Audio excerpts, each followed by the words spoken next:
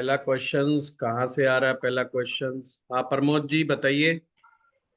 Sir नमस्कार जी। Sir नमस्कार। जैसे लाल किताब में काल सर्प वाली कुंडली का उसमें प्रेडिक्शन तो नहीं होता ना? देखो, प्रेडिक्शंस हर चीज का होता है, हाँ पर जी। लाल किताब का उल्लेख, लाल सॉरी काल सर्प योग का उल्लेख लाल किताब में नहीं। तो लाल किताब में प्रेडिक्शंस उसी हिसाब से किया जाएगा जैसे हम अन्य ग्रहों का करते हैं। मतलब उसको काल सर्प योग ना मान करके उस तरीके से देखना पड़ेगा कि ग्रह किस स्थिति में बैठे हुए हैं, किस में नहीं बैठे। काल सर्प योग से बिल्कुल भी देखिए टेंशन लेने की जरूरत नहीं होती है। काल सर्प योग के अंदर सिर्फ फलादेश करते समय आपने ये ध्यान रखना है कि काल सर्प योग में राहु केतु डोमिनेटिंग हो जाते हैं। डोमिनेटिंग का मतलब होता है कि उसका प्रभाव कुंडली में कुछ ज्यादा देखने को मिलता है। परंतु कुछ स्थितियां ऐसी भी होती हैं जिसमें काल सर्प योग होते हुए भी कुंडली में काल सर्प योग का इम्पैक्ट नहीं आता। यही कला जो है हर ज्योतिष के विद्यार्थी को सीखनी चाहिए। जैसे कि आपको बहुत सारे केस ऐसे मिलेंगे कि जिनकी कुंडली में मंगल बद होगा, पर उनको मंगल बद जैसे परिणाम नहीं प्राप्त। दूसरा, कुछ लोगों की कुंडली में मंगल बद नहीं मिलेगा, पर उनका स्वभाव मंगल बद के लोगों की तरह ही आपको मिल सकता है। तो ऐसा जरूरी नहीं कि मंगल बद होने पर ही स्वभाव खराब होगा, या उनका रिलेशन खराब होगा, या और चीजें होंगी। इसीलिए मैं हमेशा कहता हूं, कभी भी ज्योतिष में केवल ग्रह को देख करके कि ग्रह कौन से भाव में बैठा है फलादेश नहीं करना चाहिए। हमेशा ग्रह के साथ अन्य ग्रहों की इक्वेशन बहुत इंपॉर्टेंट रोल अदा करती है। काश लाल किताब के विद्यार्थियों को जिस दिन ये बात समझ में आ जाएगी, उनके लिए लाल किताब फिर केवल एक रेमेडियल बुक नहीं रहेगी। अभी तक 90% से ज्यादा ज्योतिष के विद्यार्थी जो लाल किताब सीख रहे हैं वो अभी भी उसको एज ए रेमेडियल बुक ही मान के चल रहे हैं, उसको प्रेडिक्टिव बुक मानते ही नहीं। और फिर लास्ट में जब उनको समझ में नहीं आता तो वो कह देते हैं, अरे यार जब तक वैदिक ज्योतिष नहीं सीखेंगे ना ये बात बनेगी ही नहीं। ये बात नहीं है।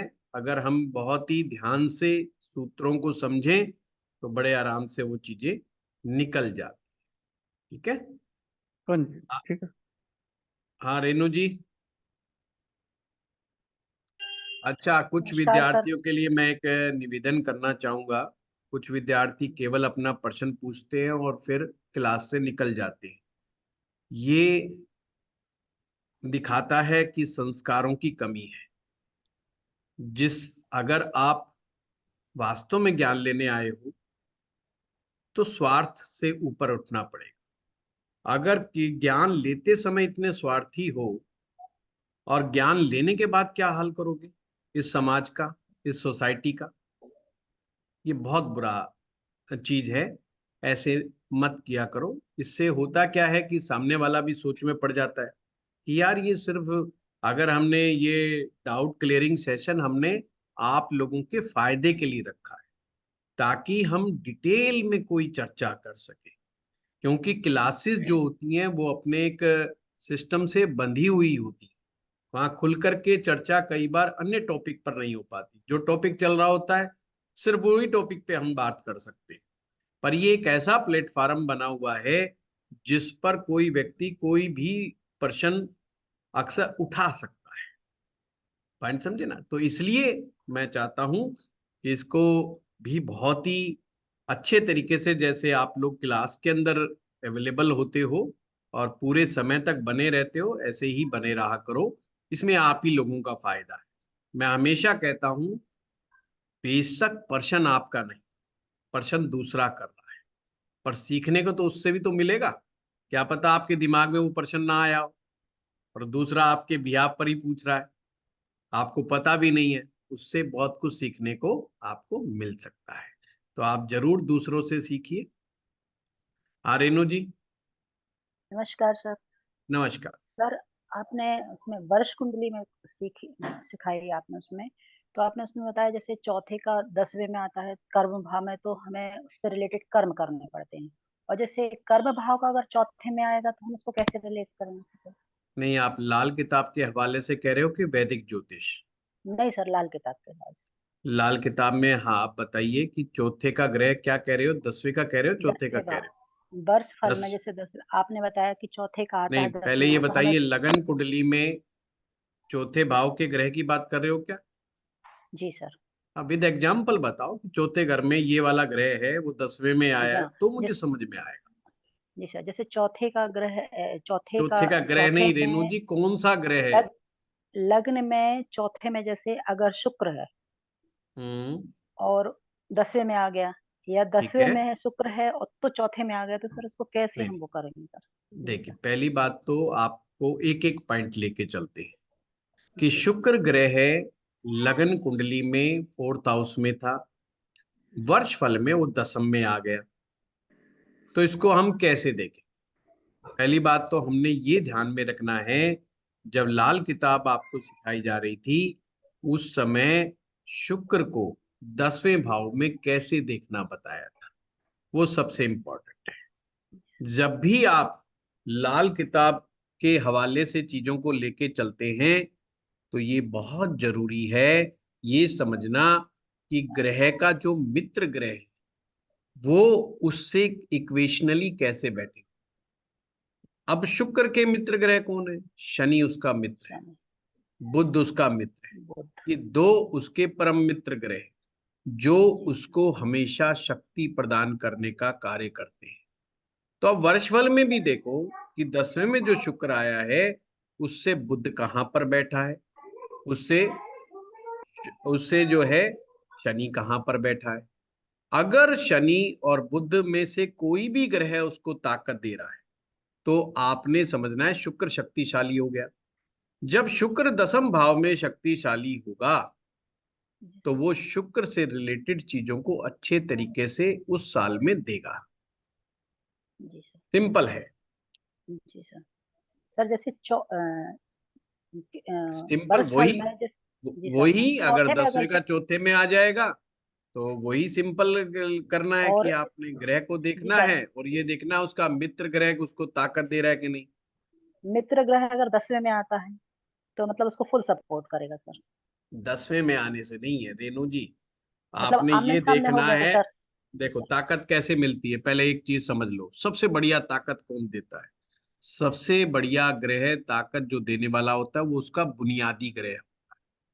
बुनियादी ग्रह की जब मैं बात करता हूं तो इसका मतलब जो ग्रह उस ग्रह से 9th हाउस में बैठा है, 9वें भाव में बैठा है। जैसे सपोज करो गुरु ग्रह चौथे भाव में बैठा किसी भी व्यक्ति का। अभी अगर आपका रेणु जी लगन कुंडली अगर क्लियर नहीं है तो अभी वर्षफल पे मत दो, पहले लगन कुंडली को ही बहुत ढंग से समझो, उसी की प्रैक्टिस बार बार करो, क्योंकि जी सारी चीजों को टच करने की जरूरत नहीं है। ज्योतिष में बहुत छोटी छोटी चीजों को सीखोगे तो मजबूती आपके अंदर आ जाएगी।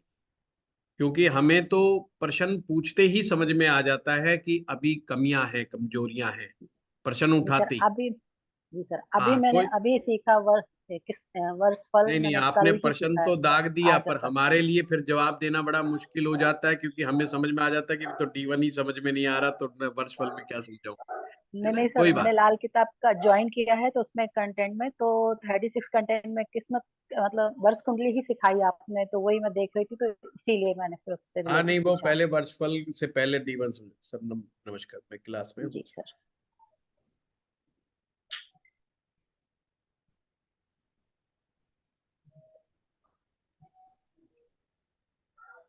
तो जो बुनियादी ग्रह है वो बड़ा इंपॉर्टेंट है। जैसे गुरु सर जैसे चौथे भाव में बैठा है जी सर। और बुध 12वें में बैठ जाए, तो अगर आप गुरु ग्रह से 9th तक गिनोगे तो 12वां भाव आता है, ये हमेशा याद रखना। अब वहां कौन बैठा है? बुध ग्रह बैठा है। जी तो गुरु की बुनियाद किस पे टिकी हुई है? बुध ग्रह बुध पर। अब बुध कौन है? उसका मित्र है या शत्रु है, वो हमें समझना शत्रु पड़ेगा। तो बुध जो है गुरु का शत्रु है। शत्रु तो वो क्या करेगा? वो गुरु को कमजोर करेगा। अब इसकी अपेक्षा हम बुध को हटा देते हैं 12वें भाव से और चंद्रमा को ले आते हैं। अब लाल किताब में क्या लिखा है? 12वें भाव में चंद्रमा अगर बैठा हो तो चंद्रमा अच्छा नहीं नहीं होता। होता। नहीं होता ना। अब हाँ, देखो ट्विस्ट कैसे आते। ये फलादेश करने की टेक्निक सिखाई नहीं रहे लोग। लोग थ्योरी करा रहे और करा के छोड़ दिया, और सीखने वाला भी ये मान के बैठ गया कि मुझे आ गया। और वो जब करने बैठता है और धक्का उसको जब लगता है, जब अपने रिश्तेदार की करता है, कि वो मुंह की मुंह पे बोल वही जाता है सब। तुझे कुछ नहीं आता है, सब बकवास है। तो वो बड़ी समस्या हो जाती है उसकी जान को। वो फिर इमोशनली डेंट लग जाता है उसको। तो उसको या तो लगता है कि ये लाल किताब में गड़बड़ है, खुद में तो नहीं मानेगा, कहेगा लाल किताब में ही गड़बड़ है। तो ये टेक्निक सीखना जरूरी है। अब 12वें भाव में चंद्रमा बैठा है, लाल किताब कहती है भाई ये चंद्रमा 12वें का अच्छा नहीं है। बिल्कुल ठीक बात है जी, अच्छा नहीं है। पर जब हम चंद्रमा का फलादेश करेंगे तो ये बात सोचेंगे। पर जब हम गुरु का फलादेश कर रहे हैं तो गुरु से चंद्रमा कहां बैठा है? 9th हाउस में बैठा है। तो हम क्या कहेंगे कि ये बुनियाद में, गुरु की बुनियाद में चंद्र बैठा है। जब भी गुरु की बुनियाद में चंद्र बैठेगा तो गुरु को ताकत देने का कार्य करेगा। अब ये क्या करेगा? ये ऐसे गुरु को बहुत बला बल प्रदान कर देगा, और वो व्यक्ति में जो जो बातें लाल किताब में लिखी हैं गुरु 12वें के, सॉरी, चंद्र 12वें के बारे में, ऐसी कोई भी घटना नहीं घटेगी। उसको ना ही तो नींद की समस्या मिलेगी, ना ही उसको मैरिज लाइफ में दिक्कतें मिलेंगी, ना ही उसका मंगल बद मिलेगा। अब आप कहेंगे पर चंद्रमा को देखेंगे तो चंद्रमा यहाँ पे कैसे ठीक हो गया? तो चंद्रमा से जब चौथे तक गिनोगे, चंद्रमा कहाँ बैठा है? 12वें भाव में। अब उसको चौथे तक गिनोगे तो नंबर 5 आता है, और नंबर 5 को लाल किताब ने कहा है मदद का ग्रह। अर्थात ऐसा ग्रह जो सबसे जल्दी इमिडिएटली मदद पहुंचाने का काम। और अब मदद के ग्रह में एक और खास बात कह दी कि ये ग्रह मदद का होगा चाहे उसका शत्रु ही क्यों ना हो, मतलब अब उसका दुश्मन भी बैठा क्यों ना हो, पर ये तो मित्र है। तो मित्र ज्यादा तेजी से मदद पहुंचाने का काम करेगा। तो अब गुरु चंद्रमा को मदद पहुंचाएगा, चंद्रमा गुरु को मदद पहुंचाएगा। तो मदद दोनों को मिल रही है। आप समझ रहे हो? चंद्रमा गुरु को मदद देगा और वो उसको देगा, वाइस वर्सा। तो दोनों के रिजल्ट बहुत अच्छे मिलेंगे। चंद्रमा के दुष्परिणाम उस व्यक्ति को नहीं भुगतने पड़ेंगे। इस तरीके से देखेंगे तो चीजें हमें समझ में आएंगी। ठीक है, जी सर। चलिए।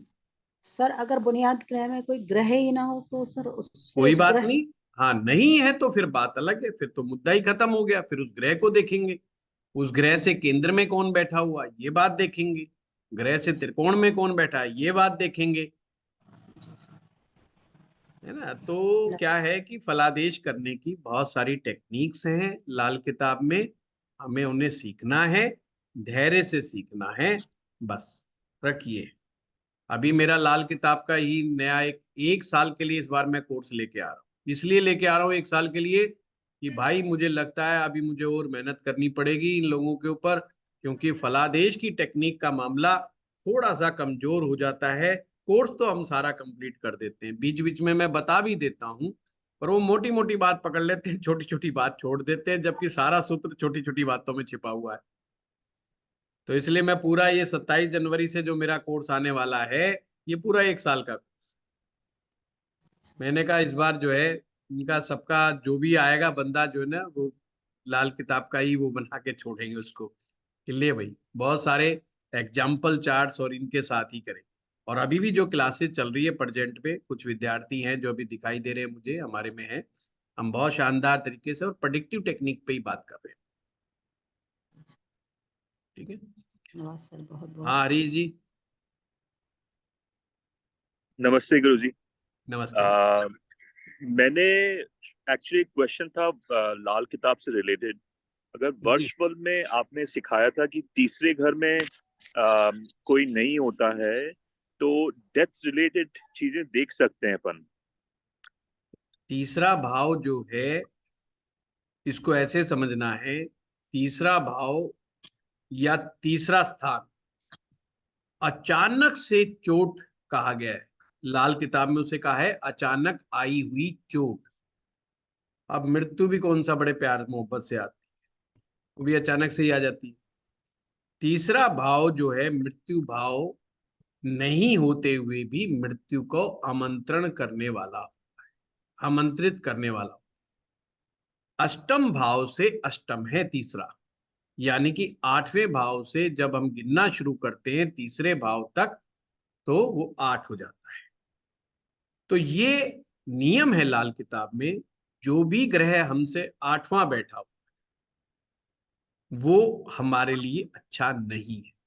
उसको समझाया है टक्कर के कंसेप्ट से, कि जो भी ग्रह बैठा हुआ है जहां पर, वो अपने से 8वें को टक्कर मारता है। टक्कर मारने का मतलब भाई टक्कर कौन किसको मारेगा, सिंपल सी बात है। अब प्यार मोहब्बत में तो टक्कर लगने वाली नहीं है, तो कहीं ना कहीं एक दूसरे को चोट पहुंचाने का ही दिमाग में होता है। अष्टम भाव हमारा आयुष्य का हक, और आयुष्य को समाप्त करने वाला वो थर्ड हाउस है। तो अगर देखना है मृत्यु का प्रकार क्या होगा, मृत्यु की टाइप क्या होगी, कहने का मतलब अपने घर पर डेथ होगी, परदेश में डेथ होगी, ट्रेन में डेथ होगी, एक्सीडेंट से डेथ होगी, किस तरीके की डेथ होगी, टाइप ऑफ डेथ, ये हम अष्टम से कुछ हद तक विचार कर सकते हैं। क्यों अष्टम से देखा गया है? क्योंकि अष्टम भाव छिपा हुआ भाव, गुप्त भाव है। यानी कि कोई भी, नो वन, कोई भी इस संसार में इस बात को प्रेडिक्ट नहीं कर सकता, कि इवन मरने वाला भी प्रेडिक्ट नहीं कर सकता कि मेरी मृत्यु कैसे होगी। कोई नहीं प्रेडिक्ट कर सकता कि बिच्छू के काटने से होगी, कि सांप के काटने से होगी, कि छत से गिरने से होगी, या किसी के गोली मारने से होगी, कि चाकू मारने से होगी, या कौन सी बीमारी से होगी। कोई प्रेडिक्ट नहीं कर सकता। तो 8वां भाव जो होता है ये छिपा हुआ भाव, अंधेरे वाला भाव, यानी जिसमें रोशनी नहीं है, जिसको प्रकाशित नहीं किया जा सकता। फुल ऑफ अष्टम, सस्पेंसेस। पर थर्ड हाउस वो उसका अष्टम है, उस कार्य को अंजाम कौन देगा? अचानक से आई हुई चोट। कैसे? जैसे एक व्यक्ति हार्ट का पेशेंट, अब उसे पता है वो हार्ट का पेशेंट है, अब उसका इलाज चल रहा है, गोलियां दवा चल रही है, 2 साल 4 साल 5 साल 7 साल 10 साल हो रहे, चल रहा है, वो हार्ट का पेशेंट है।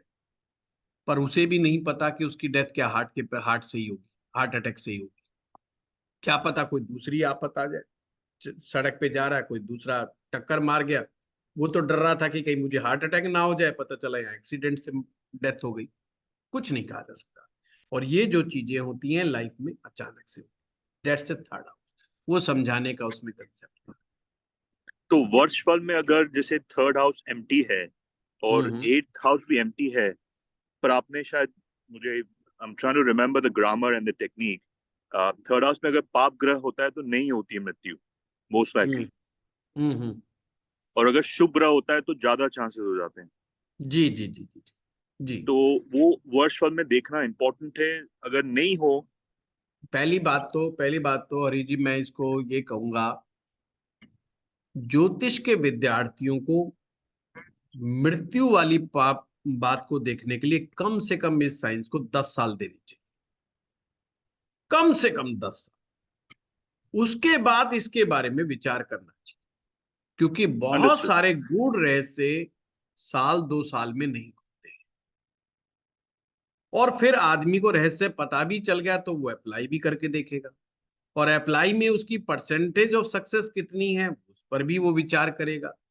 फिर उसको वो सटीक तरीके से समझ पाएगा कि हाँ यार ये बात ऐसी नहीं ऐसे। जब मैं ज्योतिष सीखता था उस समय पुरानी पुस्तकों में लिखा हुआ था मैं एक एग्जाम्पल के साथ प्रूव कर रहा हूं कि कैसे एक्सपीरियंस जो है हमारे ज्योतिष के क्षेत्र में कितना काम आता है।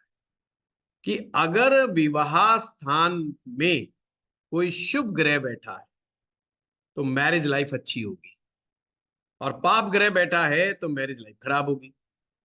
तो उसमें ये था कि भाई सबसे शुभ ग्रह कौन? बृहस्पति। दूसरा शुभ ग्रह कौन? शुक्र। तीसरा शुभ ग्रह कौन? बुध। तो ये सब शुभ ग्रह हैं। और चौथा कौन? चंद्रमा, और वो भी पावरफुल चंद्रमा। जब हम इनका फलादेश देखने लगे प्रैक्टिकल लाइफ में, तो देखा जिन जिन लोगों के ये अकेले बैठे हुए थे ग्रह, जैसे किसी के सप्तम में गुरु अकेला बैठा है, या सप्तम में शुक्र अकेला बैठा है, या सप्तम में चंद्र अकेला बैठा हुआ है, सबके प्रॉब्लम। और कईयों का तो इतना केस बिगड़ा हुआ था कि मैरिज लाइफ चलाना मुश्किल। तो और मंथन हुआ कि भाई इससे आगे की भी बुक पढ़ो। अभी तो इसमें ये हो सकता है समझाने के लिए, क्योंकि जब टीचर बेसिक चीजें समझा रहा होता है ना, तो जब वो एडवांस में जाता है तो बहुत सारे ट्विस्ट आते हैं, बहुत सारे ट्विस्ट आते हैं। जब हम शुरुआत में समझा रहे होते तो हम यही कहते हैं फला ग्रह फलाने भाव में बैठा है तो इसका मतलब ये है। पर जब हम आगे फलादेश समझाते हैं तो फिर हम बुनियादी ग्रह की बात करते हैं, मदद के ग्रह की बात करते हैं, धर्मी ग्रह की बात करते हैं, साथी ग्रह की बात करने लग जाते हैं। तो केंद्र के ग्रहों की बात करते हैं, जिसे हम बंद मुट्ठी के ग्रह कहते हैं, उनकी बात करने लग जाते हैं। तो फलादेश जब होने लगता है तो चीजें बदलने लग जाती हैं। वो विद्यार्थियों का बेस तैयार करने के लिए बताया जाता है कि ये ग्रह इस भाव में ऐसे ऐसे देखा जाता है। वो जस्ट एक जिसको कहते हैं ना स्टेप बाय स्टेप एक बुनियाद स्टूडेंट की रखी जा रही है। तो बाद में स्टेपिंग उस चीजों स्टोन। में बड़ा उसमें ट्विस्ट आने लग जाते हैं। तो इस तरीके से मैं कहूंगा, फिर आप देखेंगे तो आपको भी आनंद आएगा। और फिर भी एक और बात कहूं, मृत्यु वाले भाग में जैसे मैंने वैदिक ज्योतिष से भी हम लोग करते हैं, बहुत ही अनप्रडिक्टेबल है, फेल होने के चांस बहुत ज्यादा हैं। और इससे हो सकता है आप लोगों के रिलेशन खराब हो जाए, हो सकता है कोई व्यक्ति नाराज हो जाए। अब किसी को कह दो भाई तेरी तो डेथ होने वाली है, यार ये वर्षफल में ना तेरा ये खराब है, इस बार तो डेथ होगी। अब बंदा सही सलामत बैठा हुआ है अब उसको आपने डिप्रेशन में दे दिया। अब वो हो सके अगर सभ्य होगा तो आपके मुंह पे कुछ नहीं कहेगा, पर घर पे जाके बहुत गालियां देगा कि यार आज मेरा दिमाग खराब था, जिस आदमी के पास गया मैं, सारा मूड ऑफ कर दिया उसने मेरा। और अगर असभ्य होगा तो वहीं पे वो जूता लाज शुरू कर देगा, दो चार गालियां सुना देगा कि तुझे ज्योतिष नहीं आता। तो कहने का मतलब ये बड़ा ही कंट्रोवर्शियल विषय है, और इससे सामने वाले की मानसिक स्थिति बिगड़ सकती है। तो मैं कहूंगा अवॉइड इट। छोटी छोटी घटनाओं को बताएं, उनके फाइनेंशियल चीजों को बताएं, उनके रिलेशनशिप के बारे में बताएं कि यार इस बार जो है तेरा शुक्र ग्रह अष्टम में आ रहा है, तो ये तेरा वाइफ की तबीयत के लिए ठीक नहीं है, हेल्थ के लिए ठीक नहीं है। या हस्बैंड वाइफ रिलेशनशिप के लिए इस बार का शुक्र ठीक नहीं है, तुम शुक्र के इलाज कर। तो ये शुक्र का इलाज कर पूरे साल भर के लिए, तो तुझे दिक्कत। अब वो उसी समय कह देता है कि वर्ष फल में शुक्र 8वें आ रहा है। अगर वो कहता नहीं जी मेरी वाइफ की तो अभी से ही तबीयत खराब है, 2 महीने हो गए मेरी वाइफ को तो दिक्कत है, फिर आप उसको तुरंत कहो कि यूट्रस से रिलेटेड दिक्कत है। वो कहेगा हाँ जी मेरी यूट्रस से रिलेटेड दिक्कत है, डॉक्टर ने ऑपरेशन बोल दिया। अब आपने क्या करना है? वो आपने उपाय बताना है। तो लाल किताब में क्या उपाय है कि अपने वजन के बराबर का ज्वार लेकर के उसको खड्डा खोद के जमीन में दबाना है। व्यक्ति के बराबर, पत्नी के वजन के बराबर नहीं, पत्नी के वजन के बराबर नहीं, खुद के वजन के बराबर। क्योंकि ये पुरुष के वर्षफल में आया है शुक्र अष्टम में। तो उसने ज्वार खड्डा खोद के कहाँ दबाना है? तो 8वां भाव। 8वां भाव क्या है? शमशान भूमि। अब शमशान भूमि नहीं कर सकते भाई, कोई गलत समझ ले कि ये खड्डा क्यों खोद रहा है, कोई लाश को ठिकाने तो नहीं लगाने आ गया, पता चला उसे ही पकड़ लेगा। तो खड्डा वहां ना जा करके किसी वीरान जगह जाओ, और वहां पर ये ज्वार वाला उपाय एक बार, फिर उसको बताओ कि अब आपने साल भर के लिए काली गाय की सेवा कर। काली गाय को आप जो है अन्नदाना, जो भी पानी, जो भी आपसे व्यवस्था होती है वो करो हर शुक्रवार जाकर। आप देखना उसकी वाइफ की तकलीफ कम होने शुरू हो जाएगी। तो लाल किताब की रेमेडी ऐसे का वर्क करती है। अब ये शमशान भूमि या वीराना कहाँ से आया? ये अष्टम भाव से आया। शुक्र 8वें भाव में पत्नी के साथ संबंधों के लिए और पत्नी के हेल्थ के लिए, दोनों के लिए ही अच्छा नहीं कहा गया। तो हमने देखा यार इस व्यक्ति का शुक्र कुंडली में तो ठीक ठाक था, पर वर्ष फल में गड़बड़ा, तो हमने उसको पॉइंट आउट कर दिया। अब वो भी मानेगा, आपके लोहा मानेगा बात करे, यार देखो मैं गया, उसने तुरंत पॉइंट आउट कर लिया कि इस बार तो तुम्हारे को तुम्हारी वाइफ की हेल्थ में दिक्कत होगी, या झगड़ा चल रहा होगा तो वो कहेगा यार जब से ये साल चढ़ा है हमारे तो झगड़े हो। तो दोनों ही स्थितियों के अंदर, अच्छा जब झगड़े हो रहे हैं केवल, तो फिर ये ज्वार वाला दबाने वाला उपाय नहीं करना, क्योंकि अगर हमने वो ज्वार दबा दी तो पूरे 1 साल के लिए या जितना भी टाइम बचा है उसमें टाइम में, उस समय के लिए आपने शुक्र को बिल्कुल खत्म कर दिया, समाप्त कर दिया। यानी कि समाप्त करने का मतलब ये नहीं कि शुक्र ग्रह खत्म हो जाता है, इसका मतलब ये है कि उस साल के लिए शुक्र ना तो अपना नेगेटिव इफेक्ट देगा ना ही पॉजिटिव इफेक्ट देगा। अब शुक्र का नेगेटिव इफेक्ट ये था कि वो पत्नी का स्वास्थ्य खराब कर रहा था या झगड़ा करवा रहा था, तो वो तो बंद हो जाएगा। तो अब आपने ये देखना है कि ये केवल बीमारी की अवस्था में कर ज्वार दबाने वाला काम, पर झगड़ा है तो शुक्र को मारना नहीं, शुक्र को दबाना नहीं। तो हम गाय की सेवा, तो फिर हम काली गाय की सेवा की बात करें कि काली गाय की सेवा करो, शुक्र के मंत्रों का जाप करो, महामृत संजीवनी मंत्रों का जाप। मृत संजीवनी मंत्र जो है एक ऐसा महामंत्र है जो स्वयं शुक्राचार्य जी ने इजाद किया था, और उसका संबंध अष्टम से। आपको जान के हैरानी होगी, जिन लोगों का भी शुक्र अष्टम में होता है वो एक प्रकार से मृत संजीवनी योग है। मृत संजीवनी का मतलब क्या होता है? एक तो जल्दी से व्यक्ति मरता नहीं, इसका मतलब ये नहीं है कि मृत्यु नहीं आएगी, मृत्यु तो आएगी उसकी, मरता नहीं का मतलब अगर ऐसे व्यक्ति को कोई बीमारी हो जाए, जो कि अक्सर होती है इन लोगों को, हो जाए तो उनके लिए कोई ना कोई मार्केट में दवा अवेलेबल रहती है, कोई बढ़िया डॉक्टर उनके पास मिल जाता है, कोई ना कोई इजाद जरूर हो जाएगा। अगर वो बीमारी ऐसी होगी कि अभी अभी दवा नहीं होगी तो कुछ समय में ही उसको मिल जाए, जैसे बीमारी, मतलब उसकी किस्मत में है, अच्छी दवा और अच्छा डॉक्टर उसको मिलता रहेगा। दूसरा क्या होगा, अगर उसकी मृत्यु हो जाए तो उसका यश मृत्यु के बाद बहुत बढ़ता है। तो इसी तो कहते हैं मृत संजीवनी की, मरा ही नहीं, लोग उसे याद कर। इसलिए बड़े बड़े लोग, बड़े बड़े संत, बड़े बड़े महात्मा, इनका शुक्र अष्टम में होता है या अष्टम से संबंध रखता है, जिनको लोग हम याद करते हैं। अक्सर ये भी एक कॉम्बिनेशन है। तो इस तरीके से देखा जाए। धन्यवाद गुरु जी। हाँ लीना जी। नमस्कार सर। सर मैं ये पूछ रही थी, वैदिक के अकॉर्डिंग अगर हमारे 6th हाउस की दशा चलती है तो उससे रिलेटेड हम मतलब क्या उपाय कर सकते हैं? 6th हाउस का लॉर्ड बैठ लगन में गया है तो क्या मतलब ये अच्छा माना जाएगा या कैसे? क्योंकि 6th हाउस हमारा रोजगार का भी होता है, हमारे शत्रुओं का भी होता है, लोन का भी होता है, तो इसको कैसे प्रिडिक्ट करेंगे? देखा, बड़ा आसान है लीना जी। जी हम क्या करते हैं, हम वैदिक ज्योतिष में जब छठे भाव की दशा चलती है उसी पर फोकस हो जाता है हमारा सारा का सारा।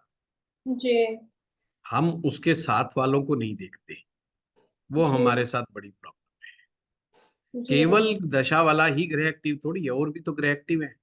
जी उसको देखो, उसकी अच्छा एज देखो, उसका टाइम पीरियड देखो। कि जी सिंपल सी बात है कि एक व्यक्ति है जो नौकरी कर रहा है, जी तो उसको नौकरी की दरकार है, क्योंकि जी नौकरी चल रही है तो उसकी टेंशन कहाँ है? नौकरी की तरफ है कि जी नौकरी छूटनी नहीं चाहिए, नौकरी चलती रहनी चाहिए, या वो नौकरी चेंज करने की बात को करेगा। जी दूसरी बात, अब प्रश्न उठता है कि नौकरी तक तो समझ गए जी, नौकरी चेंज करना हो तो छठे भाव की दशा, नौकरी लगी हुई नहीं है तो कब लगेगी? छठे भाव की दशा। पर जी उसके अन्य ग्रह, अगर वो छठे भाव की महादशा चल रही है तो अंतरदशा क्या कर रही है? अब जी अंतरदशा ऐसी आ गई मंगल की, मान लो जी मंगल की आ गई, अब मंगल का नौकरी से क्या लेना देना, कोई लेना देना नहीं है। समझना, छठे भाव की महादशा चल रही है और मंगल की अंतर्दशा है। जी। अब मंगल करावे दंगल, हम्म। मंगल या तो लड़ाई झगड़ा कराएगा, विवाद हम्म। कराएगा, मुकदमेबाजी कराएगा, ये हम लोगों ने सीखा है। बस हमने ना डोट को कनेक्ट करना है कि भाई जी। सस्टेज तो पहले ही चल रहा था, अब सस्टेज जी। का मतलब शत्रु बाधा, कि हम्म। शत्रु, अब शत्रु कोई भी हो सकता है। अब जी। मंगल आएगा तो शत्रु को सामने प्रकट कर देगा, मुकदमेबाजी लड़ाई झगड़ा सामने हो जाए। पर जी। अब वही सस्टेज की दशा चल रही है, अब मंगल नहीं है, जी। अब चंद्रमा आ गए, हम्म। तो अब लड़ाई झगड़े का योग ही नहीं है, अब इमोशनल हो चंद्रमा जाएगा। है। अब पर चंद्रमा क्या करेगा, चंद्रमा क्योंकि सस्टेज चल रहा है तो दुश्मन उसकी मनोस्थिति हो जाएगी, क्योंकि छठा भाव जो है, छठा भाव मानसिक परेशानियों का भी है, जी। तो मानसिक परेशानी आ जाएंगी। फलादेश करने का यही सबसे अच्छे तरीके होते हैं। ये देखो परतंत्र में जो आ रहा है, वो एक डाकिये की तरह काम करेगा, पोस्टमैन की तरह काम करेगा, डिलीवरी किस चीज की मिलने वाली है आपको, उस चीज पर काम होगा। जी। महादशा का स्वामी फुल प्लानर है, जी। कितने वर्षों तक, कितने वर्षों तक जी। वो दशा है। मान लो शुक्र की महादशा लगी और शुक्र है 20 साल तक, जी। तो ये पूरा 20 साल वो प्लानिंग बनाएगा शुक्र ग्रह कि भाई इस जी। 20 साल में मुझे क्या क्या देना है इस जी। व्यक्ति को। अब उसने उस पूरी महादशा में देना, तो अब सबसे पहले इस बात पर फोकस करो कि भाई वो क्या दे सकता है। तो क्या देगा, नंबर एक, जो उसको रोल मिला है, मारक का मिला है, बाधक का मिला है, भाग्येश का मिला है, धनेश का मिला है, लग्नेश का मिला है, कर्मेश का मिला है, जो उसको रोल मिला है सबसे पहले ग्रह वो निभाएगा। नंबर दो, जिस स्थान पर वो बैठा हुआ है, जिस भी भाव में वो बैठा है, उस भाव से रिलेटेड रिजल्ट देगा।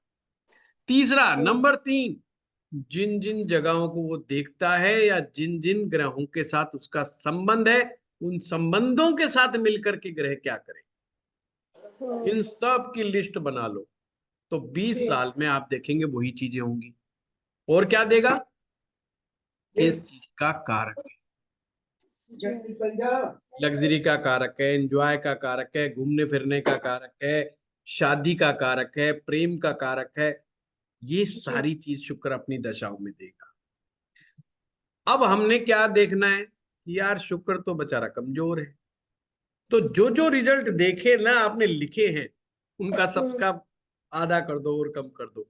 जितनी हालत में वो शुक्र कमजोर होता चला जाएगा, जितना वो डेंटेड होता चला जाएगा, उतना ही समझना है कि इसके रिजल्ट कम होते चले जाएंगे। अब मान लो शुक्र है उच्च का, और आपने देखा ये उच्च का जो शुक्र है, ये कोई भी किसी पाप ग्रह से ग्रसित नहीं है, शुभ ग्रहों के प्रभाव में बना हुआ है। तो सिंपल सी बात है, उसकी दशा जब आएगी, आते ही उसको लग्जरी का सुख देगी, कंफर्ट्स का सुख देगी, उसके जीवन में प्रेम बहुत मिलेगा, उसको रेस्पेक्ट बहुत मिलेगी, वो जीवन में अच्छे से अच्छा भोजन करने लगेगा, अच्छे से अच्छे कपड़े पहनने लगेगा, उसकी लाइफ के अंदर है ना एकदम तब्दीलियां आ जाएगी, क्योंकि ग्रह बहुत पावरफुल है। जब ग्रह पावरफुल होगा तो दिल खोल के देगा उसको अपनी दशा में। पर हमें ये नहीं भूलना चाहिए कि अंतरदशा, तो अंतरदशा को पकड़ लो भाई, अंतरदशा क्या कर रही है। अब अंतरदशा मान लो आ गई चंद्रमा की, तो आपने क्या दिमाग लगाना है, शुक्र भी इमोशंस का ग्रह है, चंद्र भी इमोशंस का ग्रह है। अब कुछ लोगों को नहीं पता कि चंद्रमा तो इमोशन का ग्रह सब समझते हैं, पर शुक्र को इमोशन का ग्रह नहीं समझते। जो भी जल तत्व के ग्रह होते हैं वो इमोशंस को रिप्रेजेंट करते हैं। दी internal feeling about emotions, about your emotions, your internal feeling, वो वीनस है जी। चंद्रमा तो किसी दूसरे के करने से गड़बड़ा जाता है। आप सुबह सुबह उठे, आपकी काम वाली ने आपसे झगड़ा कर लिया, बिगड़ गया आज का चंद्रमा। पर आपको इंटरनल बहुत डीप फीलिंग नहीं हुई नेगेटिव। डीप नेगेटिव फीलिंग जब होगी, इमोशनल, जब आप डेंटेड फील करोगे, जब आपका कोई नियर एंड डियर आपको धोखा दे देगा, चीटिंग कर देगा, या आपको जी कोई ऐसी बात कह देगा जो बात आपको अच्छी नहीं लगती या जिसकी आप एक्सपेक्टेशन नहीं कर रहे थे। अब जी वो काम वाली कह के चली गई, आपने यार छोड़ो यार, काम वाली है छोड़ो। 1 घंटे में 2 घंटे बाद आपका मूड ठीक हो गया, कोई आपका दोस्त आ गया, चंद्रमा ठीक हो गया भाई, इतनी देर में चंद्रमा ठीक हो गया। पर जी अगर किसी नियर एंड डियर ने आपको चीट कर लिया, अब कितने भी बंदे आए जाओ मिलने वाले, आपका मूड ही ऑफ रहना है, दिमाग में बार बार वही घूमना, यार मेरे साथ ऐसा क्यों गया, मुझे धोखा क्यों मिला, मुझे ये क्यों मिला। ये इमोशनल डेंट, ये वीनस का इमोशनल डेंट है। जो भी रिलेशनशिप के डेंट है, ये वीनस के डेंट है। अब मून आ गया, शुक्र के पहले से चल रहा था, तो आपने कहना अब ये एक्स्ट्रा इमोशनल हो गया। अब वो हर छोटी छोटी चीज को ऑब्जर्व करेगा घर में। अरे यार तुमने मुझे ये बोल दिया, तुमने मुझे टाइम पे चाय नहीं दी, तुमने मुझे कॉफी नहीं दी टाइम पे, मेरे कपड़े प्रेस नहीं है। बहुत छोटी, और बड़ा रोना धोना टाइप का, और मन करेगा कि मैं रो लूं, थोड़ा पार्क में जाके रो लूं, छुप के रो लूं, रात को रो लूं, दिन में रो लूं। क्यों हो रहा है ऐसा उसके साथ? क्योंकि दोनों planet, Venus Venus and moon, दोनों इमोशंस, तो व्यक्ति कुछ ज्यादा इमोशनल हो गया। अब वहीं पर मंगल जी महाराज आ जाए, सूर्य जी महाराज आ जाए। अब मान लो सूर्य आ गए, सूर्य कहता आई एम द किंग, काहे का इमोशंस है, भाड़ में जाओ, है मैं, अच्छा इसने धोखा दिया, मैं दूसरा लाऊंगा, तीसरा लाऊंगा, वह परवाह ही नहीं। तो उसने क्या करा, कंपनसेट कर दिया। शुक्र तो वही है, बट सूर्य उसको कंपनसेट कर रहा है। तो एक ज्योतिष को डॉट मिलाने आने चाहिए कि इस समय इस व्यक्ति की मनस्थिति कैसी चल रही है, इन दशाओं के कारण कौन सा ऐसा कॉमन फैक्टर है महादशा और अंतरदशा में जो कॉमनली एक साथ एक्ट कर रहा है इस समय प्रेजेंट में, मानसिक स्थिति पे या शारीरिक स्थिति पे या आर्थिक स्थिति पे। जी तो इमोशनल होकर आदमी खर्चा करता, जब इमोशनल नहीं होगा खर्चा नहीं करेगा।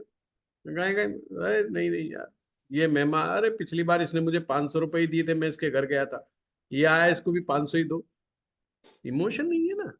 और जब व्यक्ति इमोशनल होगा तो पैसे भी देगा, खाना भी खिलाएगा, 2 बार रोकेगा भी, अपने घर में भी रोकेगा। नहीं तो आते कहेगा बाबूजी कब जाने का विचार है आपका, मैंने तो ऑफिस जाना है, बताओ कब निकल रहे हो। हैं, MG रोड मेट्रो स्टेशन हमारे घर से सिर्फ 5 मिनट की दूरी पे है, भगा देगा। अरे बात को, तो ये जो मनस्थिति मनुष्य की बदलती रहती है, ये सब दशाओं की मोहताज है। पर वो कितनी बदलती है, ये एक जजमेंट जो है एक एस्ट्रोलॉजर करता है कि मनस्थिति कितनी बदलेगी।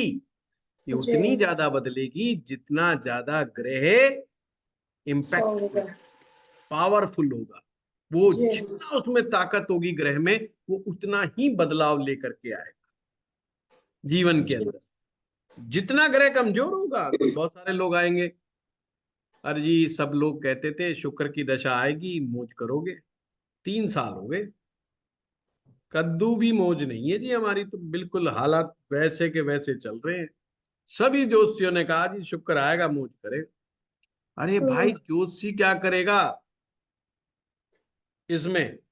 ज्योतिषी की तो इतनी गलती है कि उसने स्पष्ट नहीं बताया, या उसको खुद को ही नहीं पता ज्योतिषी को कि भाई शुक्र के तो हालात ही खराब है, शुक्र कहां से दे देगा आपको, शुक्र रिजल्ट ही नहीं दे पाएगा। तो 3 साल क्या, अभी 2 साल और निकल जाने दो, 5 साल बाद भी यही कहोगे कि शुक्र ने रिजल्ट नहीं दिए। तो केवल रोल ही मेन नहीं है, उस ग्रह की ताकत भी बहुत मेन है। चाहे वैदिक ज्योतिष से देखें, KP से देखें, चाहे लाल किताब से देखें, जब तक ज्योतिष के विद्यार्थियों को ग्रह का बल निकालना नहीं आए, बल मीन्स ताकत, जब तक उसका ग्रह का अनुमान करना नहीं आएगा, तब तक वो चीजों को नहीं समझ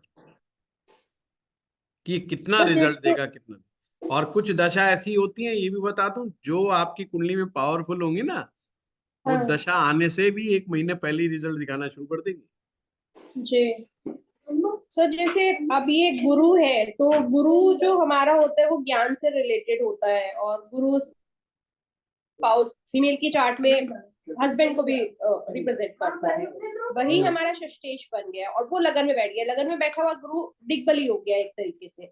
लेकिन अगर हम लाल किताब के एस्पेक्ट से देखते हैं या हम उसका बल देखते हैं तो कहीं ना से कहीं देख लो, थोड़ा सा सेम डेंटेड है। चीज मिलेगी, सेम चीज मिलेगी। हाँ, वो थोड़ा डेंटेड है। और चल रही है मेन दशा आपकी भाग्येश की, भाग्येश के अंदर आपका षष्ठेश और तृतीयेश की दशा शुरू हो गई है। तो उसमें मतलब भाग्येश की क्योंकि मेन दशा है तो बेनिफिट तो मिलेगा, लेकिन कहीं ना कहीं जो हस्बैंड से नहीं रिलेटेड नहीं, है। पहली बात, भाग्येश भाग्येश है क्या? जब हम एक एक पॉइंट को डिस्कस करेंगे तो समझ में आएगा भाग्य क्या है, भाग्येश क्या है। भाग्येश भगवान का आशीर्वाद, जी वो दिखाता है कि तुमने पुण्य जो कमाया था पिछले जन्म में, जी उस पुण्य का आशीर्वाद तुम्हें इस जन्म में मिल रहा है, नहीं मिल रहा? जी सिंपल। क्यों? क्योंकि नवम भाव पंचम का पंचम है। पंचम में जी पंचम क्या था? पंचम भक्ति थी, जी पुण्य कर्मा, यूर पुण्य कर्मा पंचम भाव से आते हैं। जी जितने भी अच्छे कर्म आपने पूर्व जन्म में किए, पिछले जन्म में जितने भी अच्छे, चाहे वो भक्ति जी की, और कमाल की बात है भक्ति का नाश नहीं होता। हम्म, ध्यान रखना, की गई भक्ति कभी नष्ट नहीं होती, जी किए गए अच्छे पुण्य कर्म नष्ट नहीं होते। तो पंचम जी भाव उसको रिप्रेजेंट कर रहा है। पर मैंने सूत्र एक जी समझाया था कि एक्शन कैसे होगा, लोगों को ही नहीं पता। वो पंचम को देख, पंचम का मैनिफेस्टेशन 9th हाउस करता है, नवम करता है। जी तो मैनिफेस्टेशन 9th। अब भाग्येश की दशा, यानी कि आपने समझना है ये पंचम का मैनिफेस्टेशन होने जा रहा है। चाबी दे दो, कौन है? कोई भी नहीं है रत्ना जी, सुनील वशिष्ठ जी है। रत्ना जी ये चाबी सॉरी के चक्कर में लगी पड़ी सॉरी, है। Good morning. Good morning. On हो गया फोन। ऑफ कर दीजिए। तो पंचम का पंचम नवम, तो नवम में देखिए कि उसके खुद के हालात कैसे। मैनिफेस्टेशन जब ही होगा जब नवमेश की स्थिति स्ट्रांग होगी, नहीं तो नवमेश कुछ भी नहीं कर पाएगा। जी संतान से संबंधित अच्छे रिजल्ट चाहिए, नवमेश को देखो। जी प्रेम से संबंधित अच्छे रिजल्ट चाहिए, नवमेश को देखो। भक्ति फलीभूत हो रही है कि नहीं हो रही है, नवमेश से देखो। सारी चीज नवम से, जो पंचम का रिफ्लेक्शन आपको नवम में देखने को मिलेगा। भाग्येश की दशा है, बहुत अच्छी बात है। अब हमने 1 मिनट में कह दिया बहुत अच्छी बात है। अरे भाई अच्छी बात नहीं, पहले ये देखो कि नवमेश में दम है कि नहीं। जी पता चला नवमेश अस्त है, नवमेश नीच में राशि में बैठा है, नवमेश अच्छे भाव में नहीं बैठा है, कमजोर स्थितियों में बैठा हुआ है, पाप ग्रहों में बैठा हुआ है, तो कहाँ मैनिफेस्टेशन करेगा? चलती रहो भाग्येश की दशा। भाई जी आप देखते हो गरीब आदमी की दशा भी में तो भाग्येश की दशा आती होगी बेचारे के, एग्जैक्टली उसकी लाइफ में नहीं तब्दीलियां बदलती। जी तो क्यों? क्योंकि वो नवमेश में दम नहीं है। और किसी व्यक्ति की कुंडली में बाय लक चांस एक ग्रह मजबूत है और उसी की दशा मिल जाए भरी जवानी के अंदर, वो उसी में पार जाता है। 10-20 साल मिल गए, बस वो उसी को बना जाता है। फिर तो क्या, उसी को ढोल पीटता रहे, उसी से निकलता रहेगा, कोई दिक्कत नहीं। जी सस्टेस को फिर जोड़ दो उसके अंदर, इक्वेशनली देखो कि आपका भाग्येश और सस्टेस कुंडली में क्या इक्वेशन बना के बैठे। अब वो इक्वेशन गड़बड़ है तो सस्टेस रास्ता रोकेगा नवमेश का, गॉट इट सर। है ना? ठीक है सर, थैंक यू। हाँ रीना जी, ये डबल आर लगा दिया आपने, रीना जी ने तो। अब मैं कई देर से बोलने वाला था पर मुझे ये समझ में नहीं आ रहा था ये नाम क्या है। मैंने कहा मैं गलत उच्चारण ना कर, फिर मुझे लगा रीना बोलने की हिम्मत जुटाई लो। आप म्यूट पर है, अनम्यूट कर लीजिए आप। अभी म्यूट नहीं कर पा रहे। चंदन जी, आवाज नहीं आ रही क्या? चंदन जी भी नहीं बोल पा रहे। सर मेरी आवाज आ रही है अभी? हाँ अब आ गई, अब आ गई। हाँ रीना जी बताइए। हाँ नमस्ते सर। नमस्ते। सर एक्चुअली मेरा सवाल ये है सबसे पहले कि आपकी जो लाल किताब की जो कोर्स आ रही है जी और आपके ऐप पे भी ये कोर्स अवेलेबल है, तो जी सर जी, डिफरेंस क्या है दोनों में? डिफरेंस होगा लेंथ का, अच्छा। कंटेंट का, और हाँ। मेरी एक्सपर्टीज का। अब मैं जितना बूढ़ा होता चला जाऊंगा उतना बढ़िया होता चला जाऊंगा। ओके। समझ रहे एंड हो ना, हर पर्सनल। साल मैं बूढ़ा हो रहा हूँ, हर साल जो है मेरे अंदर निखार आता चला जाएगा। देखो, बिल्कुल सर। ऐप में दो तीन कोर्स हैं। एक हमारा बेसिक कोर्स है, दो जी। हमारे उसमें एडवांस कोर्स है जो हमने पीछे पढ़ाए थे। हम्म। एक में शायद 54 या 55 क्लास है, एक में शायद 45 क्लास है, कुछ ऐसा होगा, मुझे थोड़ा ध्यान नहीं है। जी। ये आ रहा है पूरा एक साल का कोर्स, हम्म। यानी कि उससे ज्यादा हम उसमें टाइम लगाएंगे, ज्यादा हम्म। अच्छे तरीके से तो खैर मैं हमेशा समझाता हूँ। अपनी तरफ से तो जी। प्रयास यही रहता है कि मैं दिल जी। खोल करके समझाऊं, जितना मुझे हम्म। आता है उतना अच्छे से अच्छे डिलीवर करूं। वो तो मेरा हमेशा प्रयास रहता है, कोई भी कोर्स लो आप। पर ये एक साल का इसमें लेंथ बढ़ गई और ओके। लंबे समय तक आप लोग जुड़े रहेंगे, जी। ये चीज। ओके। और सर मेरा एक और सवाल है। हम्म, जैसे कि मैं जब मांगलिक दोष सीख रही थी बेसिक एस्ट्रोलॉजी के थ्रू, तो उसमें आपने कहा था कि आपके वीडियोस अवेलेबल है डिटेलिंग में आपके ऐप, आपके यूट्यूब इस पे चैनल पे। तो हाँ सर मैंने बहुत सारे हैं। ट्राई किया तो मुझे चौथा और सातवां घर का तो मिल गया डिटेलिंग में, पर अच्छा अच्छा फर्स्ट रीना 8 जी, और वो 12th वो हाउस का नहीं हमारे मिला। डिजिटल मार्केटिंग वाले ही ये डिसाइड करते रहते हैं, वो पूरा का पूरा कोर्स तो डालते नहीं है। बीच बीच में से कोई ना कोई वीडियो रैंडमली उठा के डाल देते हैं, है ना। ओके। तो वो तो मैं जी। मानता हूँ कि हो सकता है कि कोई मिला होगा, कोई नहीं मिला होगा, है ना। जी। डिटेल वीडियो अब पता नहीं कौन, मैं किसकी बात कर रहा था किसकी नहीं कर रहा था, है ना, तो वो जी। मैं नहीं कह सकता। देखो, कोर्स होता ही इसलिए है, ज्यादा हम्म। बेटर है कि आप टीचर से कनेक्ट। मेन चीज क्या है, ये एक डिवाइन साइंस है। जी। यूट्यूब से लोग भटकाव की स्थिति में ज्यादा रहते। हाँ। यूट्यूब केवल आपको एक इंफॉर्मेशन देने का एक माध्यम है, सीखने का हम्म। माध्यम। जी। अगर आपने इस डिवाइन साइंस को सीखना है तो मैं कहूंगा connect with your Guru, connect with your teacher. उससे हम्म। आप में एक रिलेशन डेवलप होता है। और जैसे अभी मैं आप लोगों से बात करूं, मैं अब आपके चेहरे पहचानने लगा। अभिषेक जी अभी नए जुड़े हैं, अभिषेक आंचल जी हमारे साथ अभी ये क्लास में आ रहे हैं, अभी ये हमारे डाउट क्लियरिंग सेशन है, तो मैं इनको पहचान रहा हूँ। तो जी। मेरे दिमाग में आप लोगों की मेमोरी बन रही है।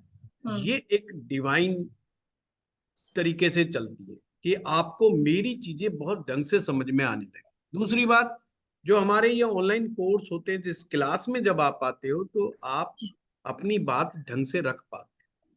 जी। आपको मान लो कोई चीज नहीं समझ में आ रही है, तो हम्म। आप जो हमारे ऐप वाले वीडियो, अब मान लो आपके दिमाग में फंस गया पेज, तो अब उस पेज हम्म। को कौन निकालेगा? कोई नहीं निकालेगा। यस। जब आप शुरुआत से कोर्स करेंगे तो उसमें क्या है कि आप आज नहीं तो कल आपको मौका मिलेगा। और क्लास में मौका मिलता ही नहीं, क्योंकि जहाँ यस। मात्र 5-7 लोग ही होते हैं जो प्रश्न आते हैं निकल करके, उसमें डिटेलिंग में बात होती है। ठीक है जी। ना। तो ऐप के साथ सिंपल, ये सबसे बड़ा ड्रॉबैक मुझे लगता है, जिसमें स्टूडेंट को एक ही टाइम में मौका मिलता है और फिर कई बार वो नहीं पूछ पाता, अपने खास चीजें नहीं पूछ पाता है जी। क्लास हाँ। में, वो हो जाता है। अच्छा, मेरी एक आदत है, मैं क्लास में जितने भी लोगों के हाथ खड़े होते हैं, मैं उनका सबका जवाब हमेशा देने की कोशिश करता हूँ। मैं अवॉइड जी सर। नहीं करता कि यार भाग लो, उस तरीके का नहीं। हाँ, जिस दिन मूड नहीं होता मैं कह के भागता हूँ कि भाई मैं भाग रहा हूँ, बिल्कुल आज मूड नहीं है, भाग रहा हूँ। तो भाग रहा हूँ तो यस। भाग रहा हूँ, है। Yes sir. तो पर यस। वैसे मैं सभी का जवाब। तो आपको क्लास में डेप्थफुल चीजें भी मिलेंगी, लेंथफुल चीजें मिलेंगी। इस बार का कोर्स जो आने वाला है, उसको अगर आप ज्वाइन करना चाहते हैं तो यू कैन। सर मुझे ज्वाइन करना है, पर मुझे कुछ पूछना था सर। जैसे मैं अभी आपकी प्रेडिक्टिव ये आर्ट ऑफ प्रेडिक्शन सीख रही हूँ, तो सर हम्म, मुझे एक बात बताइए कि लाल किताब का प्रेडिक्शन और ये जो अपना जो नॉर्मल वैदिक एस्ट्रोलॉजी है, उसके दोनों के प्रेडिक्शंस अलग अलग होते हैं कि एक जैसे होते हैं? देखने का तरीका रीना जी, लाल किताब में देखो डेफिनेटली डिफरेंट है। नहीं तो मैं इसका हम्म। नाम ही लाल किताब का फिर मैं वैदिक ज्योतिषी रख लेता। तो एग्जैक्टली टेक्निक तो यार। एक्चुअली में डिफरेंट है, पर हाँ। रिजल्ट सेम है। ओके। रिजल्ट में अंतर नहीं होता, है ना। दो ओके। दो चार वहां पे होते हैं, दो दो चार यहाँ पर भी होते हैं। मतलब अगर हम किसी के वैदिक ज्योतिष से देख रहे हैं कि मैरिज लाइफ में प्रॉब्लम है, तो वैदिक ज्योतिष में भी समझ में आएगा और वो हम्म। लाल किताब में भी समझ में आएगा और वही ओके चीज निकलेगी। रिजल्ट सेम का मतलब अच्छा दोनों में एक ही चीज निकल के आएगी। हाँ, ओके कुछ टेक्निक लाल किताब की ऐसी है जो बहुत इजी है, जो हम्म वैदिक ज्योतिष में लंबे समय बाद समझ में आए। लाल किताब में वो चीज जल्दी समझ में आ जाती है, बस फर्क इतना। ओके अच्छा ओके दूसरा यह है कि लाल किताब में ना रेमेडीज जो है ना वो साथ कुछ ना कुछ निकलती रहती हम्म। है। तो वैदिक में उतना रेमेडीज पे चर्चा खुल करके हो नहीं पाती। राइट राइट तो राइट ये चीज। ओके दूसरा, लाल ओके किताब में रेमेडीज करने की भी थ्योरी है, उसका भी। कल की क्लास में, जो लोग कल की क्लास में थे उन्हें पता होगा, कल मैंने कराया है कि रेमेडीज करने का तरीका क्या है, मतलब कुंडली से कैसे देखेगी और रेमेडीज कैसे निकलेगी। रेमेडीज कैसे करनी है ओके हाँ, कैसे, वो कल में जी के मैंने क्लास में बता। Okay okay sir thank you so much thank you so much okay, हाँ चंदन जी। आचार्य जी प्रणाम। प्रणाम प्रणाम। आचार्य जी मैं पूछना था, लाल किताब का इतना वो चल रहा है, अभी मैं तो ज्वाइन नहीं किया, अभी तो वैदिक ही सीख रहा हूँ। लाल कोई बात किताब, नहीं। लाल किताब के रचयिता कौन है? सुना है रावण। ये रावण बड़ी लंबी बातचीत है, कुछ अलग अलग मत हैं। कुछ लोगों का नाम मत है कि अरुण संहिता है। अरुण जो थे भगवान सूर्य नारायण भगवान के सारथी, हम्म तो वो लाल कवर में थी इसलिए लाल किताब रख दिया गया। फिर बाद में आया कि ये रूपचंद जोशी जी ने लिखी है, तो इसने। बहुत सारे मतांतर है। रूपचंद जोशी जी। अच्छा मुझे। तो अभी जो फेमस है वो रूपचंद जी जोशी जी वाली ही ज्यादा प्रचलित है।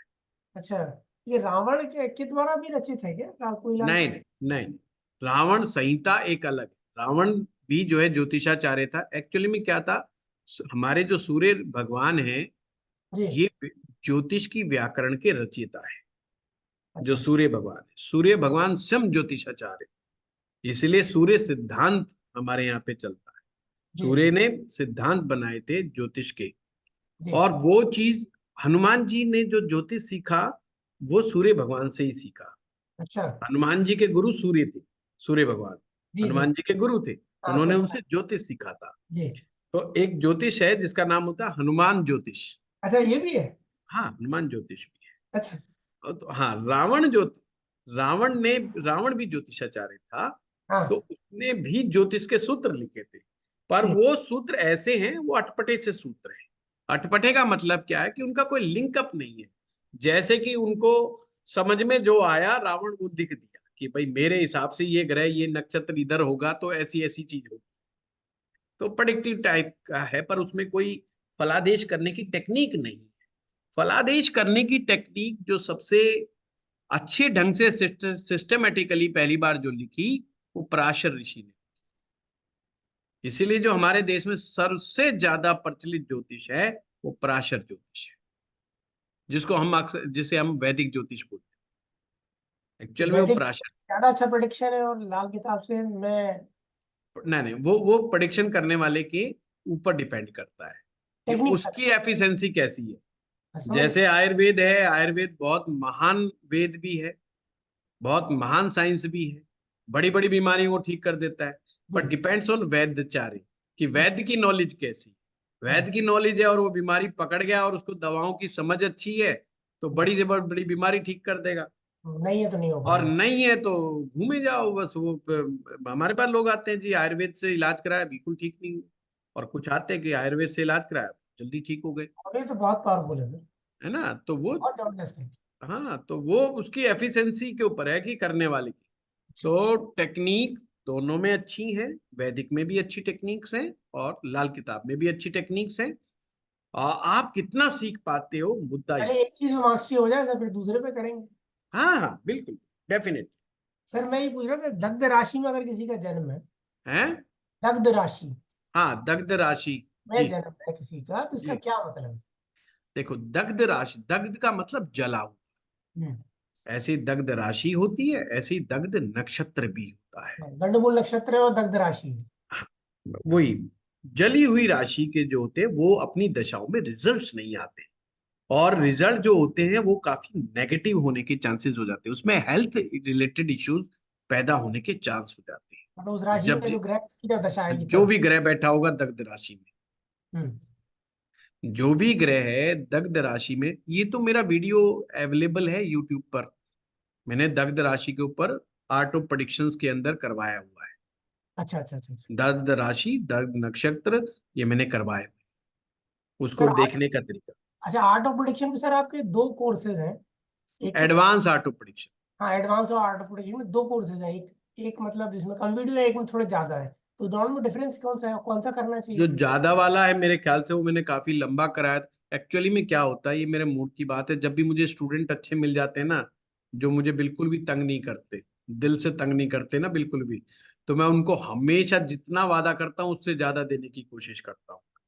और कई बार तंग करने वाले मिल जाते हैं तो फिर मैं कहता हूँ भाई पूरा करो, जितनी क्लास देर भागो।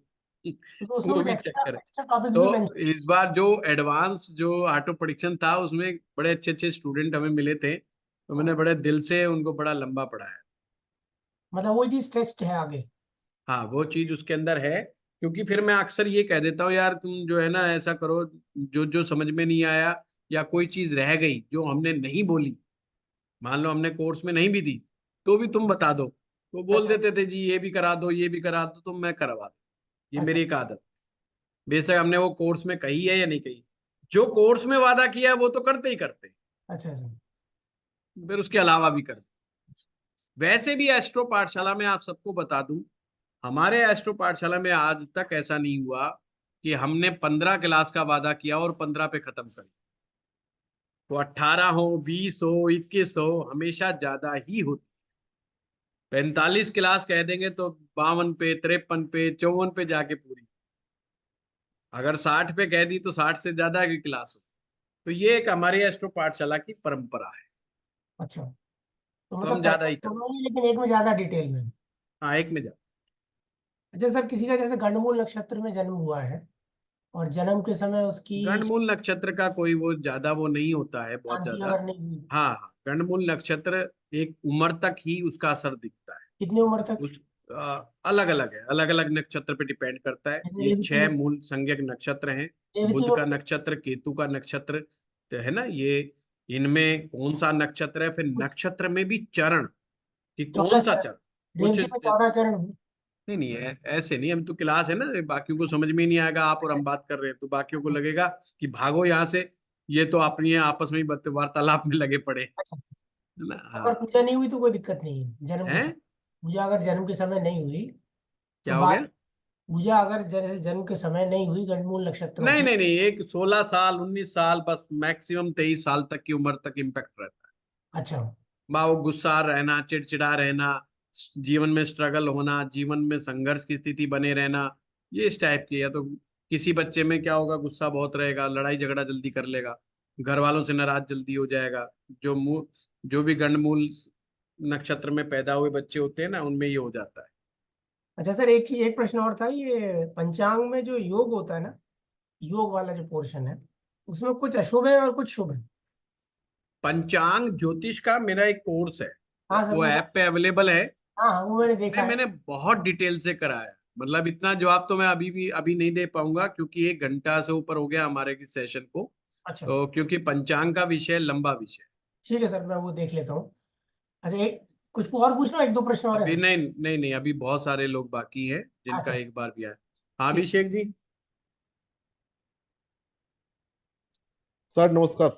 नमस्कार नमस्कार। सर मेरा एक दो तीन क्वेश्चन था सर। एक क्वेश्चन है सर, मंत्र में जैसे जो है मैंने एक बार पढ़ा था बचपन में कि गायत्री मंत्र में ओम भूर्भुवः स्वः ओम तत्सवितुर्वरेण्यम ओम भर्गो देवस्य धीमहि ओम, बीच बीच में ओम लगा के और लास्ट में ओम नमः लगाने के हम्म। लिए। तो सर उसका क्या मतलब है, क्योंकि मैं इस मंत्र को काफी दिनों से कर रहा हूँ और तो मैं देखो, इस। ओम भू भुवः स्वः, जी, इसके बाद में ओम सर जो है ना ये मैंने जो पढ़ा बाद था। में लगाया गया मंत्र है। तत् वितुर्वरेण्यम भर्गो देवस्य धीमहि धियो यो न प्रचोदयात्। समझ गए बात को, जिसे सर हम ब्रह्म गायत्री कहते हैं। इस मंत्र का नाम सवितुर मंत्र भी है। सवितुर इसके देवता है, इसे सूर्य मंत्र भी कहा जाता है, इसे सावित्री मंत्र भी कहा जाता है। नमः इस मंत्र में नहीं लगाया जाता, परचोदयात पर जाकर के ये संपन्न हो जाता है, समाप्त हो जाता है। तो ओम शुरुआत में लगाना चाहो आप लगा सकते हो, परंतु लास्ट में न नहीं। लास्ट में लगाना ठीक नहीं होता, ओम नमः लगाना सही नहीं होता। ठीक है, 24 वर्ण होते हैं इसके अंदर, जी 24 ही देवता हैं गायत्री मंत्र के, 24 शक्तियां हैं इनकी। तो बड़ा ही पावरफुल मंत्र है। वो बात अलग है कि ये शापित मंत्र है, भगवान शिव ने कीलित कर दिया था, शापित मंत्र है ये, यानी कि कईयों का श्राप इस पे लग गया था, क्योंकि जो गायत्री मंत्र से सिद्ध हो जाते हैं वो बहुत पावरफुल हो जाते हैं, उनमें बहुत महान शक्तियां आ जाती हैं। फिर भी मानव के लिए, इंसान के लिए आज भी गुरु से लिया गया गायत्री मंत्र प्रभावशाली होता है। बिना गुरु से लिया हुआ गायत्री मंत्र कई बार लंबे समय तक जप करने पर भी अच्छे परिणाम नहीं प्राप्त होते हैं। सर।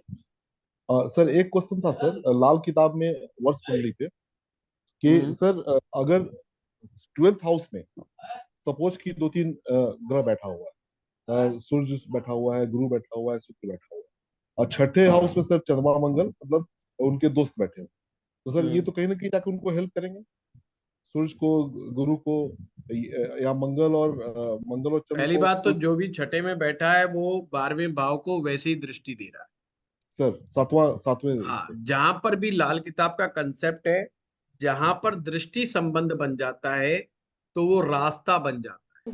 रास्ता का मतलब है अपनी चीजों को दूसरे के घर में पहुंचाने का रास्ता। अर्थात अगर रिजल्ट मदद नहीं भी मिल रही है 12वें भाव को, मतलब अच्छे परिणाम नहीं आ रहे, तो छठे भाव के ग्रहों से मदद ली जा सकती, तो उसका हमारे पास रास्ता बना। ठीक है, चलिए। हाँ अंकुश जी। गुरु जी प्रणाम। सबसे प्रणाम। पहले आपको वर्ष एवं मकर संक्रांति की हार्दिक शुभकामनाएं। आपको भी बहुत बहुत शुभकामनाएं। गुरु जी एक्चुअली 27th वाला कोर्स मैंने ज्वाइन करा हुआ है, तो अच्छा। मैंने आपके काफी वीडियोस देखे यूट्यूब पे, बड़ी मेरी तीव्र इच्छा थी कि मैं आपसे बात करूं। अच्छा अच्छा। आशीर्वाद आपका मिले हमें, यही नहीं, मांगते हैं आपसे। हृदय से आशीर्वाद है अंकुश। सर ये बस आपसे यही था कि यूट्यूब के मैंने आपके काफी वीडियोस देखे हुए हैं, बट अभी जैसे इसमें काफी चीजें हैं सर, कि कोई टक्कर मार रहा है, कोई मतलब आपका बुनियाद वो में तो है। अब आपने 27 तारीख से ज्वाइन कर ही लिया है तो आप टेंशन फ्री रहो, वो हमारी जिम्मेवारी आ गई अब है। जी जी टक्कर कैसे पड़ती है वो भी बताएंगे, और टक्कर से बचना कैसे वो भी बताएंगे। जी वही है कि कोई भी एक ग्रह मतलब हम मान नहीं सकते कि ये बिल्कुल शुद्ध हो गया है, इसको कुछ नहीं हो रहा है, मतलब हर तरफ से कुछ ना कुछ होता रहता है। हाँ, तो ये तो जीवन चक्र है अंकुश, ये तो ऐसे ही थोड़ी ना, जीवन इतना आसान थोड़ी है। जी चलिए। जी जी बाकी अब जी गुरु जी धन्यवाद। ठीक है, 27 तारीख से आपके मार्गदर्शन में श्योर श्योर सीखेंगे। श्योर, 27 जी तारीख से स्वागत है आप। हाँ धन्यवाद। संतोष जी। नमस्कार सर। नमस्कार नमस्कार।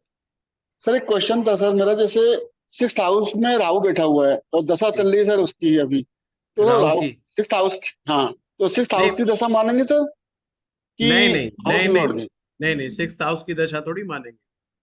अच्छा राहु अच्छा अगर छठे भाव में बैठा है तो आपने ये बोलना है कि राहु की ही दशा चल। अच्छा अच्छा। हाँ, ये बात अलग है कि छठे का राहु कुछ मामलों में बहुत अच्छा होता है, कुछ मामलों में गड़बड़ हम्म, होता है। छठे के अच्छा अच्छा। राहु की एक खासियत है, खुद ही हाँ। प्रॉब्लम क्रिएट करता है और खुद ही उसका सॉल्यूशन देता है, खुद ही झगड़ा हम्म। करवाता है, खुद ही मुकदमा कराता है, पर खुद ही उसी मुकदमे से बाहर निकलवाता है। ये राहु की खासियत अच्छा अच्छा। हाँ वो है। एंड कंफ्यूजन रिजल्ट मतलब खराब नहीं सर। जाने हाँ देता और आदमी को हाँ। डराता पूरा। सही। ठीक है, धन्यवाद सर। चलिए, आप लोगों का बहुत बहुत धन्यवाद। Thank you. नमस्कार सर। नमस्कार।